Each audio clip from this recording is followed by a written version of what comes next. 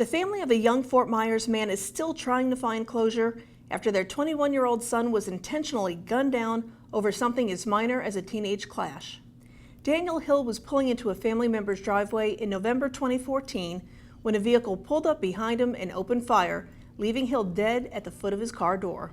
It was obvious that he was being followed and looked at probably the entire day, but it just completely caught him off guard.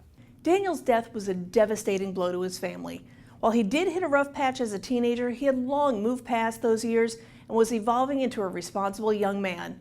However, it's obvious that his enemy was still holding on to his hostility. It's a beef with a gentleman that he had a history with going back to the juvenile days in the juvenile facility.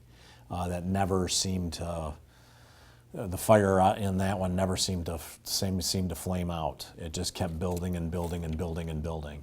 And as the shooter's animosity built, so did his propensity for violence. Unfortunately, nowadays the gun is the great equalizer, and in this particular case, something as simple as a spat in a juvenile facility that ends in gunfire and a death. Fortunately, some residents in the Campbell Acres neighborhood have talked about what they saw and heard and have helped detectives a great deal.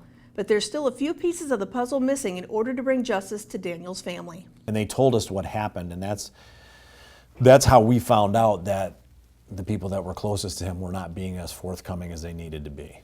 Despite the time that's passed, it's still a daily struggle for Daniel's family to accept the fact that their son is gone and that the people who are holding back critical information that could take a killer off the streets are remaining silent. This means that whenever they have another issue, they're going to solve it the same way. And it's going to continue on until we get the cooperation that we need from that one person or those two people that are willing to step forward to say, this is my community, enough is enough, it has to end, and I'm going to be the one to end it. And once that first person has the bravery to step forward and do what's right to take a murderer off the streets, the easier it will be for others to do the same in Daniel's case and many others just like his. It takes that one case, that one domino to be knocked over that just starts them all. For Southwest Florida Crime Stoppers, I'm Trish Rout.